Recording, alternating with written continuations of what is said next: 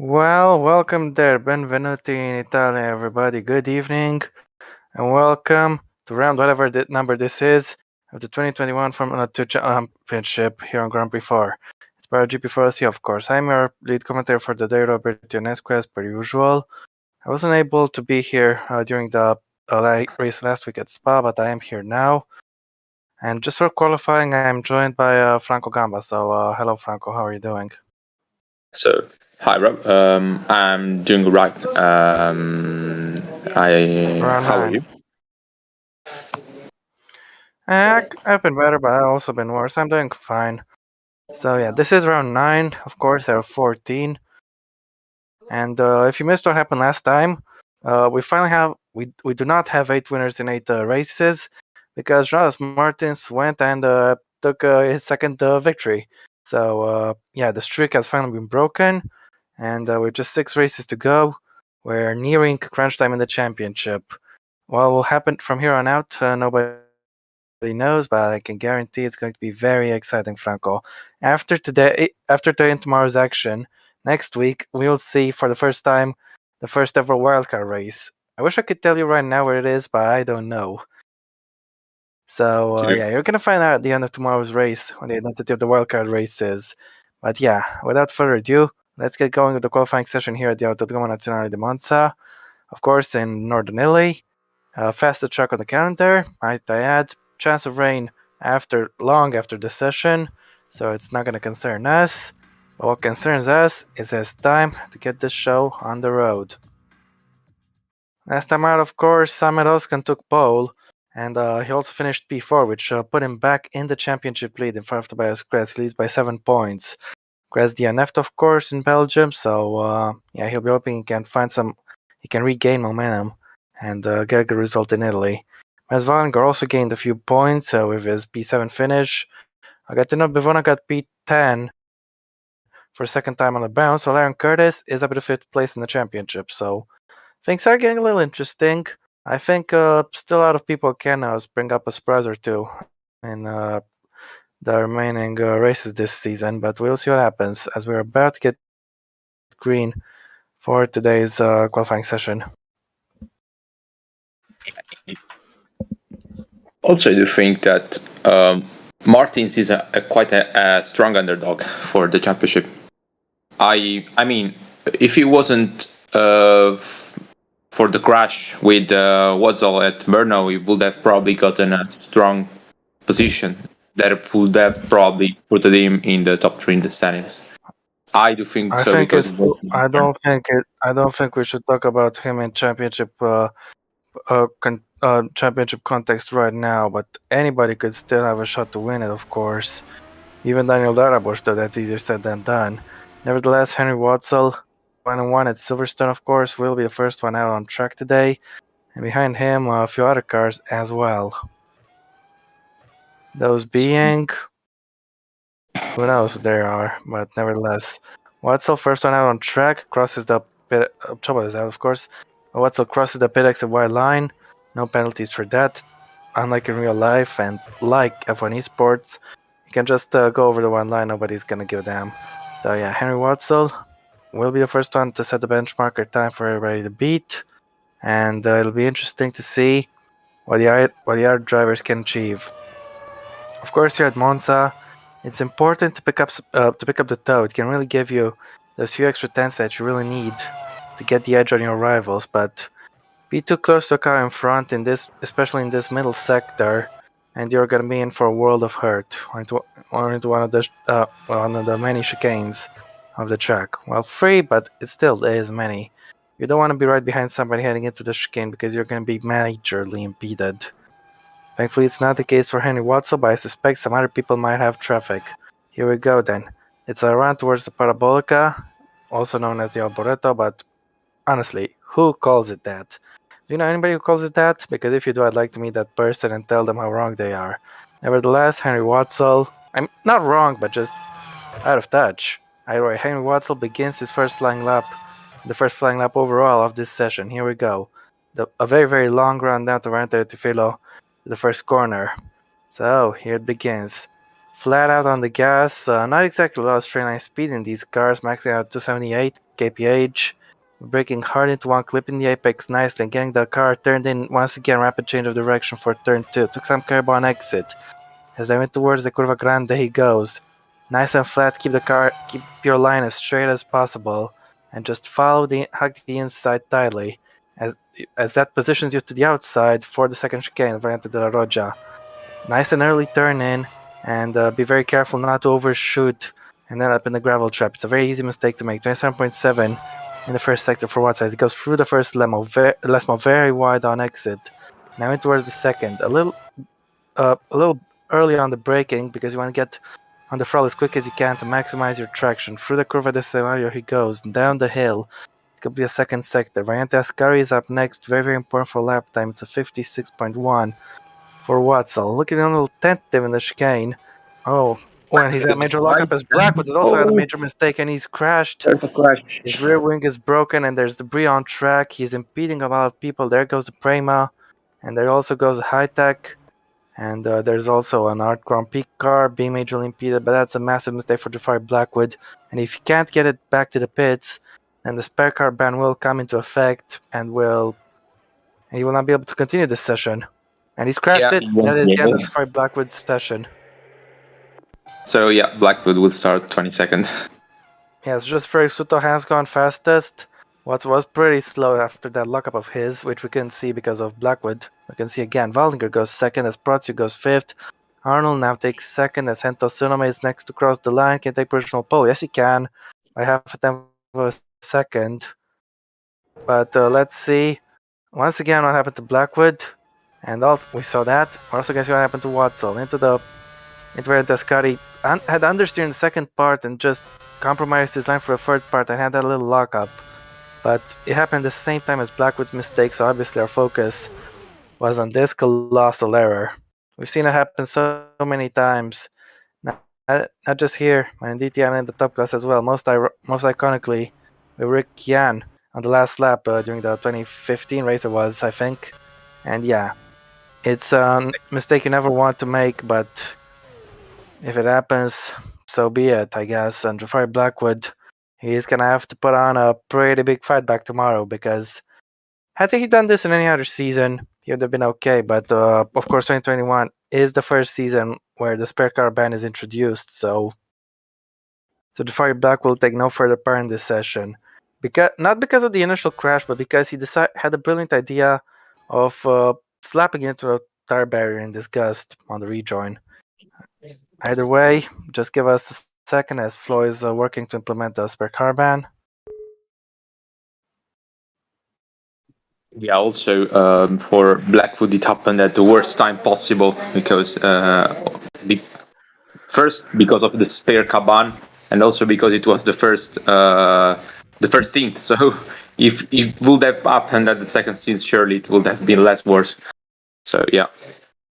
Well, obviously, he doesn't have a lap time, so he'll be at the back. It's unfortunate, but no use dwelling on the past. He just needs to focus on the future and maximizing whatever chance he has in tomorrow's race if he wants to get some points. Meanwhile, we're waiting to get this session.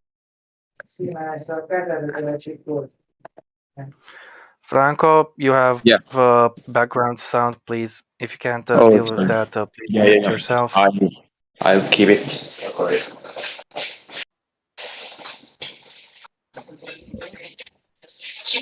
Oh, sorry for the sound. Okay, so there we go. Franco, just mute yourself. All right. Well, this session should be back underway. Blackwood ineligible to go out again. So yeah, there we go.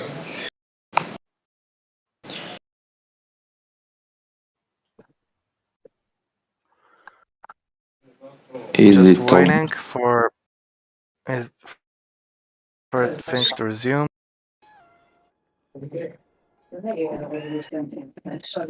Yeah, wait a moment. I return him.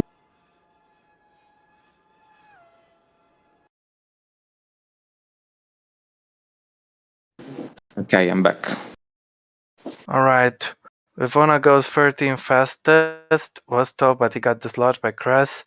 And now once more by Oscar and goes only 11th. Curtis goes P4, a very competitive lap time for the Irish drivers. Blake Moore goes into P6. Gabriel reconnects across the line, and he takes P10 with that effort. Hansen goes P9 as Gabriel Quintino goes on to provisional pole. He's beaten Sinonome there. Ciao China, the man who finished second at Spa. Now P8 on the grid as Darabosh goes 14th. That's all 21 cars who can set lap time, have set lap time. So, yeah, so far I would say that half of the car were at least ruined by Blackwood's car in the middle of the track at Lesmo. I wouldn't say that many. I would say 5 or 6 or more. I don't know, because a lot had to slow down. But yeah, of course. Either way, just give me 1 minute and I'll take a very short break. Yeah. So yeah, so far we've seen Quintino, Paul, then Sinonome, who actually last race. It was last race he was on pole. I don't actually remember this. No, sorry, it was Oscar Martin. So yeah, Sinonome was on pole at Silverstone and he was took out, I think, by another car. I don't remember which car, but it was on for a great result. And actually, so far for Anto, it's not the greatest season in now the new Formula 2 series. And yeah, then also it's surprising to see the two chariots in third and fourth. So far it's looking quite good for them. Then also Curtis in fifth, which I wouldn't consider as a out of the championship battle. And yeah, it's going to be quite an entertaining qualifying for sure. Of course, it's only the first team, but for sure we're gonna see a lot of improvements. Not stint, but run, because a run is just 1 lap. A stint is when in the races, the period before the pit stop. It just runs here. As looks like some people are heading out for the second rounds, Franco. I think I've saw Protic among one of them in that orange MP Motorsport. Chobot is also out on track. But yeah, currently Gabriel Quintino on track to take his first ever pole, but he still got a long way to go. 22 minutes and 40 seconds in which anything can happen, and usually does. Dennis Graf is also out on track. He's been fine after a terrible start this season. He's finally going on a little bit of a good run of form. He got his first podium of the season at the Belgian Grand Prix, of course. It was his second points finish only, thanks to the retirement in Silverstone, naturally. So, yeah, Graf trying to build some momentum. We'll see what he can accomplish in the remaining races. Sinonome is also going on track right now. Currently in second place. He is, like Graf, his season has been pretty bad. Got points in Baku, then didn't get points up until his Silverstone pole, which ended the race. He didn't have any luck because he was involved in a collision with Voskan, of course, and just dropped towards the back as a result of the damage. But yeah, Sinonome, he didn't get points in Silverstone apart from points for pole, and in Spa his race didn't even really get going because he got wiped out early. As just Frick Suto begins his second lap, take us through it, Franco. Okay, so Suto already have a bit of traffic ahead of Tobias Kress' car, so he might be impeded or even have an advantage with the slipstream of Kress' car. So we're now going on to the first sector. Let's see if Kress will hold him up at sector 1. It's a 27.3 and he passes him now through the second variante. Then we go through first Lesmo. Then here at second Lesmo where Blackwood crashed in the last run. And now Curva del Serrallo onto the second sector is improving, and he can also do a step forward, maybe. Let's see. Actually, second sector, he doesn't improve because he has probably lost time on overtaking Crest. And now here we come after Variante Scari near the new named Michele Alboreto corner, but I still call it Parabolica because yes. And there we go at Parabolica. Last corner. He probably won't improve, but let's see. Who knows? It's always a surprise. You never No know. surprise this time. Yeah, he hasn't improved. No, it And just yeah, seemed like a bad lap. Quintino is starting a lap as is Curtis. Well, also Kress, but here we have Curtis beginning his lap. As behind, I think Choba is finishing his. He's giving a lot of tow to the car behind the Ruslan Protsiuk. But neither was able to improve. Protsiuk not far down. Waldinger improves go up for fastest. Waldinger, who said after his 7th place finish that is back at the championship hunt. Bold statement, but nevertheless, Dennis Graf, he might be going fastest here. No, but he goes onto the front row. Decent improvement there, as Henry Watson will be next to cross the line. He's currently down, but let's see if he's found anything in the third sector. As he goes full beans onto the front straight, goes Henry Watson. He will improve, of course, because his previous lap was impeded by Blackwood. He goes up to the 9th fastest. Joe China is up next. He is currently on the edge of the top 10. Can he get a little bit higher than that? Well, yeah, he can. Goes up to 8th fastest. Hento Synonome is up next. Can he go back on the original pole? No, he can't. But Juan Nguyen goes up in the top 10. He goes 9th. Like Moore improves to remain 10th, I think. As Luca Farina is on improvement. He goes 16th. Bevona went 14th. Hansen goes P12 as Oskan goes P12 now himself. Martins takes that way. It goes P11 as Tobias Kress is next to cross the line. And he goes 21st and last as Gabriel Quintino does not improve on his personal pole time. We have Aaron Curtis currently down on his personal best, and I think he's going to stay there. Yes, he is by 3/10. And that is almost everybody done with these rounds. We have Gabriel Rico here, who is currently down in 17th and currently not improving either. Will he be able to find anything in this last sector? Doubtful, but we'll stick with him until he crosses the line. No, he doesn't. Nope. As up next, we are waiting for the third runs. Also note, Daniel Darabosh stayed in the pits on this one, so he's not going to get a 5th run. He's first to the right to that. Obviously, that wouldn't have been so bad in the past because there was time for the 4th runs because it was capped at 4. But now the drivers are allowed to have 5 runs. So if you stayed in the pits for any of your runs, you're just throwing away your right to a 5th run. So yeah, now it's straight up bad, straight up a bad strategy decision. Of course, you're not gonna have. There isn't gonna be time at every single racetrack for even some people to have their 5th runs. But who knows really? At Monza, we might see some people around number 5, and that's that really. As we were talking of Dara Bush earlier, is that him going out on track right now? I believe it is. Yes, it is. He's currently down P20, and let's talk about him a little bit because he's been having an absolutely terrible season. However, he finally got points at Spa. Yes.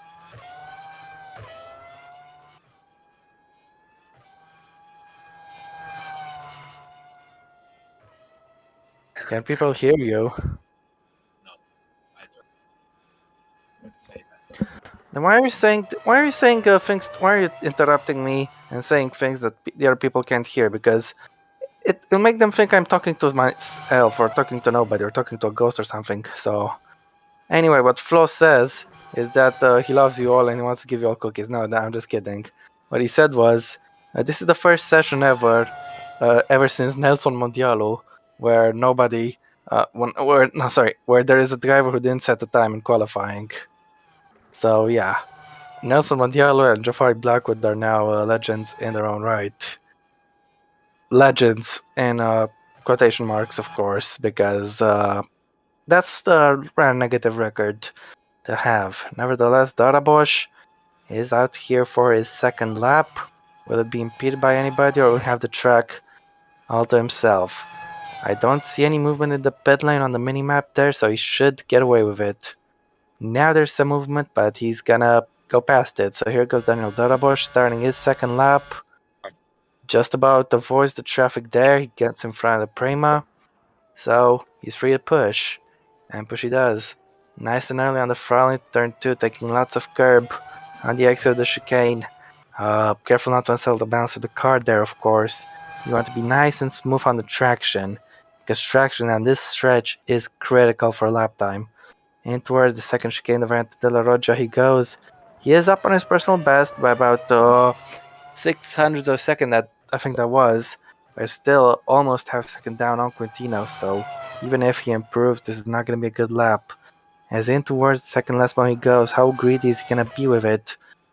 Very wide on exit, but keeps it neat and tidy, and this is going to help him. I think he's also going to give some slipstream to the Prema, who will start his lap next. But nevertheless, Darabosh in the middle sector, he's up by just under 2/10 of a second, so he keeps going as is. He might get himself into maybe P16, maybe P15 if he finds some more time in the third sector. But with only just one corner left to go, who knows how much time he's going to find. Either way, Daniel Darabosh is 20th on the grid right now, on the penultimate row, but I suspect he'll improve on this lap. Let's see how many places the Hungarian driver can climb. Can get himself into a top 10, maybe that's a bit of a stretch, but let's see where he goes anyway. And he goes 17th. He's improved there. Quintino starting a lap, as are a whole bunch of other people, including just Frederik Suto with the toe here. He cannot improve. Hanson Moore starting laps as well as Adam Chobot is on an improvement. He's in 15th at the moment, but let's see what if he can spring up any surprises. So here goes Chobot finishing his lap, and where's the Slovakian driver going to go? He goes in the top 5, very solid improvement there. But Brodsuk up next, he goes 14th fastest. Mats Wallinger next to cross the line, what's he going to do? He is not going to improve, not going to do much of anything really. And his Graf is up next, and he is pressuring Gabriel Contino to try to get to take pole from him, but he can't take it. He didn't improve on that lap. Tobias Kress is starting his lap, around number 3 for him, for the former championship leader. As Darabosh is improving, but he's coming into the pits and he's giving a healthy dose of slipstream to Bivona, with 10.5 up through the middle sector.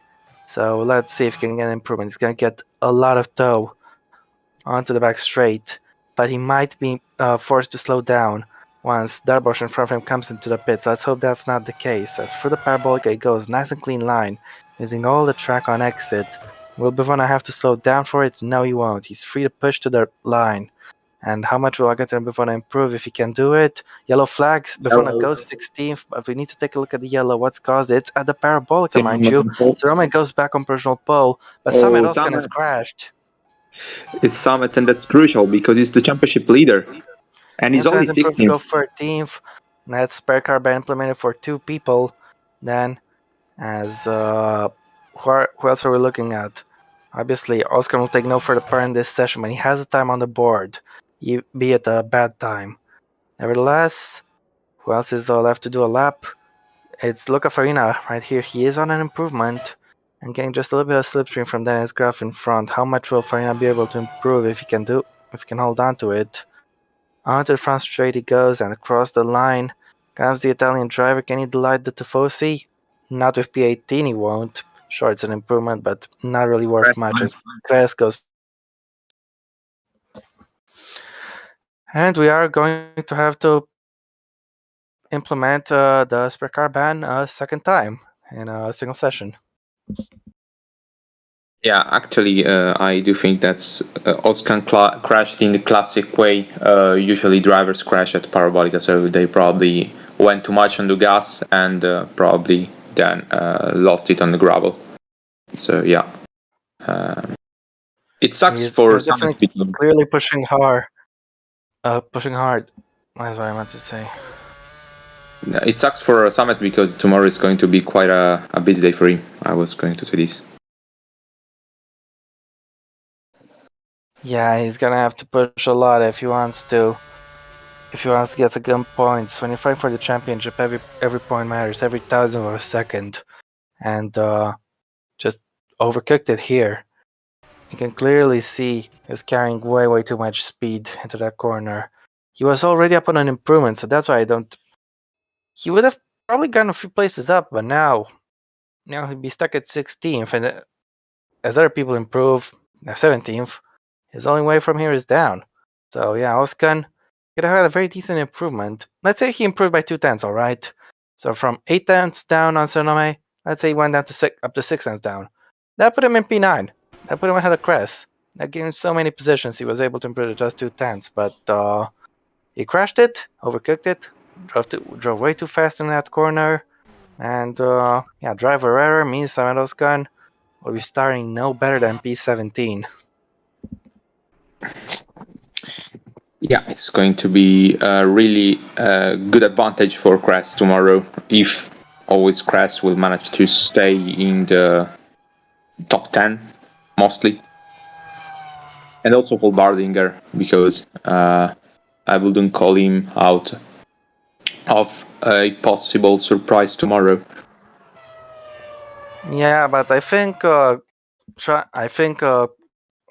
Benz came in the news, of course, after saying after previous race that his result put him back in the championship fight when he finished P7. Even though Oskan finished P4 and took pole, so he gained a whole lot more points than him. I think Wallinger is definitely feeling a little more confident, but who knows really who's going to win this championship. Still all to play for with 10 minutes to go in this session. And 20 drivers who still have a shot at pole, Gabriel Rico being one of them. And Gabriel Rico, the slowest time so far, for the first time in a very long time, the car with the slowest time won't be starting in last because there's a car with no time at all. Anyway, Gabriel Rico, regardless of all these technicalities, I'm sure he doesn't want to be the car with the slowest time, regardless of where he starts on tomorrow's grid. But yeah, let's see if he can get that improvement. It's his fourth run or his third. I don't even care. Either way, I don't know. That looks like a third run. Look at the lap counter on the dev panel. He must have stayed in the pits earlier. It is his third run, and I'm not sure if he'll have time for run number 5, but he'll definitely have a shot at run number 4. Either way, let's see his first sector split. Can Gabriel Rico find an improvement here? Could really go a long way because he's so far down in the leaders. For the first sector, he's up by 10th on his personal best. Only 2/10 down on pole, so that's rather good actually. So let's see what he's got. Too early to determine where he's gonna end up, of course, because Sector 1 is rather short. It's only got one braking zone and 2 proper corners, because the Curva Grande is flat out. It's not exactly much of a challenge. So yeah, Sector 1, not exactly so representative. He's up by almost 2/10 now in the middle sector, 4/10 down on Synonymous. I think Gabriel Rico is finally gonna get an improvement here if he keeps it neat and tight, which didn't exactly work out for Oskan, but for Rico, he might keep it tight. Let's see. Hopefully he does. And towards the Parabolica, using a lot of hitting Apex nicely on entry and on exit, using all the track available to him, pushing up to the wide line, up to the up to start finish line. Gabriel Rico improves to go 9 fastest. That's exactly what he needed to do. And also what Campos needs because they're quite at the back of the team championship. I mean, they got a Position. car on the second row, I think, and they literally just got on the podium last time, so I don't think they have anything to complain about at the moment. Yeah. Otherwise, just Ferric Suto is currently down by 10th for middle sector on his current lap, so let's see if he can eke it back as he's about to flick the car in for the Parabolica. Can he find anything to get that improvement? Because just Ferric Suto has been... he's actually doing quite well. He's in P4 at the moment. And let's see if he can improve or he's going to have to stay there. Looks like he's going to have to sell for 4th at the moment. He will have one more 5th run if he has enough time, though, of course. next to cross the line is somebody who didn't improve, because we didn't see a green flashing on the left of the screen. Hansen starts to lap in the meantime, so does Farina as Ben's Fallinger. We got an yellow. Who is it this time? I guess it's a parabolic again. It's Adam Chobot, he's crashed. Third time we're having to implement the spare car ban. Vivona is on an improvement meanwhile, so let's not count him out. Vivona, 13 fastest only. I think you need a little bit more than that if you wanted to make up some points on the leaders for tomorrow. Sure, he can still pick up points from 13th on the grid. Hell, Marko Kalovic won from 15th on the grid here at Monza, so anything can happen, but you want to maximize your qualifying, of course. We're having to implement the spare car ban yet again, meanwhile, because Adam Chobot has decided to do a Samaraskan. I think the crash happened a little bit more ahead than where Samuel actually crashed. Oh man, that wheel. Dennis just about it. Yeah, very close shave there. But I think this qualifying session will set a record for the number of times the spare car ban was implemented. I do think it's the first time ever we used spare car ban qualifying. I don't actually remember other qualifying with spare car ban yet. For F2, I don't think so. Sure, we have the qualifying mistake rate, but people just haven't been hitting those walls. But we've seen it now, as Gabriel Contino has lost personal pole and is currently not on track to retake it. He's in the red, and if you don't know anything about the def panel, red is bad. So yeah, he's not improving right now, car number 1. But let's see what he's going to do as he goes over the line. Is he gonna be able to find a miraculous improvement, or is he gonna have to sell for second at the moment, try getting back on the 5th run? He has to sell for second for now. Rose Hansen does not improve. Teammate Aaron Curtis does not improve either. Curtis currently in P8. Sinonome didn't improve. Farina did to set the exact same time as Curtis, P9. As Joe China did not improve, he stays 12th fastest. So, yeah. Will be important to note Curtis is in front of Farina, but Martin's up next. He improves to go 11th, same time as Rico. Are you kidding me? I know, Curtis and Farina don't have the same time. They're 200s apart, my mistake, but Rico and Martins do have the same time and the same nationality.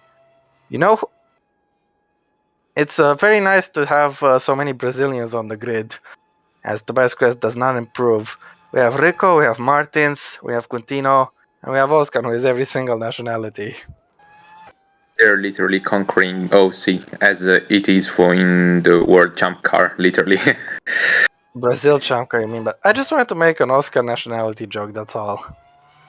Yeah, I don't think he will be happy to be Italian after he crashed today. No, probably not. Are the jokes, Rob? What do you think about Blakemore's season so far? It's actually pretty particular season, I would say, particularly bad. Unlucky. It was pretty bad, I'm not gonna lie. Like, what can I really say? He only got points once, and yeah. I'm sorry, I don't want to be harsh on people, unlike Blake, but yeah, he's just not been having a good season so far. He got 5th place in Barcelona, but he didn't really do anything else all season. But of course, there still is time for him to rectify things and get some good points finishes under his belt. At the moment, things aren't looking good for him. Yeah, indeed.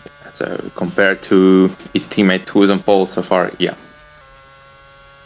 He wasn't fighting for the podium at Baku, if I remember correctly. And then his engine went boom. But after that, nothing particular. Yeah, Guess this is the last run, because of the time left. So yeah. Obviously, it is his run number 4.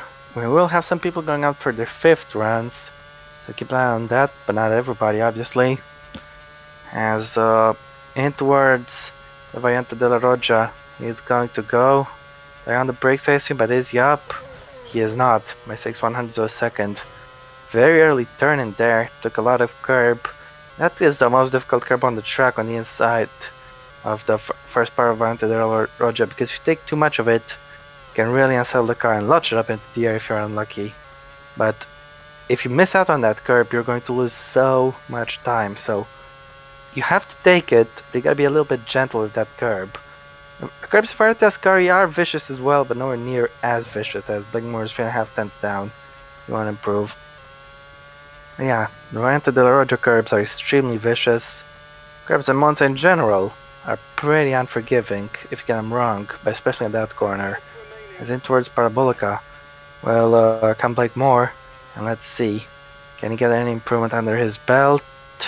Probably not. The session will come to a close shortly, in about 20 seconds time, or less, at the cutaway point. If you're not on the track by that point, you're not going to get a lap in. Moore finishes his session, he doesn't improve. No checkered flag, of course, that's only after completing the 5th run, but for all intents and purposes, he's not going to have enough time for another run. Gabriel Rico is also on his 4th run.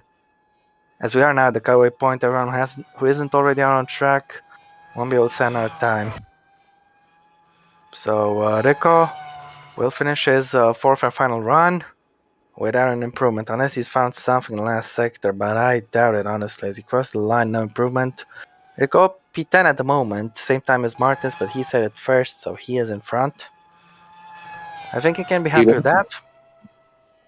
Yeah. Just Ferg Suto is up next, and the Slovakian driver on the second row stays on the second row, even with that woeful lap. But watch out for Bivona, because he is on an improvement. So I did get a checkered flag, he completed 5 runs. So will I get to Bivona? What is he going to set as he crosses the line, the Italian driver? Can he get into the top 10? No, he doesn't improve, he stays 15th. That's pretty bad. Daniel Darabosch, he stays 21st, even despite improving, he's still in second to last. Last of everyone other than Blackwood who crashed it. Hansen was not going to get a lap in time. Protic is getting a lap in time, in fact. And he's getting a lot of time. He's improving at the moment, getting out a little bit of tow from Rose Hansen. And let's see what Protic can do on this lap. Could he have a shot at pole? No, but he improves to go 12 fastest. Chouchana this is going to be close with Chouchana. Can he get a lap in time? 0. Checker flag is out. No, he can't get in time. So that's the end of his session. We're waiting for everybody who has started a lap to finish it. Suto has already done his lap, so has Bivona. Gabriel Contino, really. He's one of the only people left, so he was on pole for much of this session, but Tsunome took it back away from him. So it's up to Contino to try to retake it. He's got some tow, and he's only 300s down. Take a look at this. It's definitely still all to play for. 300s down on his personal best, 1/10, almost exactly, now in Tsunome. But he can improve in Sector 3, especially with that massive tow that he is getting from Daniel Darabosch in front. Let's see if he can propel Quintino, car number 1, to his first ever F2 pole position. I think it'll be his first anyway. Gabriel Quintino is about to cross the line. Has he done enough to retake pole from Tsunome at the death of it? Or not? No, he hasn't. He found time in Sector 3, just not enough time. Tsunome, meanwhile, doesn't improve, but didn't have to. Oh, it was close. His pole No, he was over second down Tsunome. Arnold doesn't improve either. Hansen is on the lap. Let's see what the American driver can do. Can she improve? Currently down in P18. Watson improves to go 14th. Hansen, it is not an improvement. Last time in last sector. And Chouchana missed out. So that is the end of the session. And just like at Silverstone, it is Hento Tsunome who is on pole position. And this time, I think Gabriel Quintino had him worried up until the end of it. But Tsunome will be very happy with that.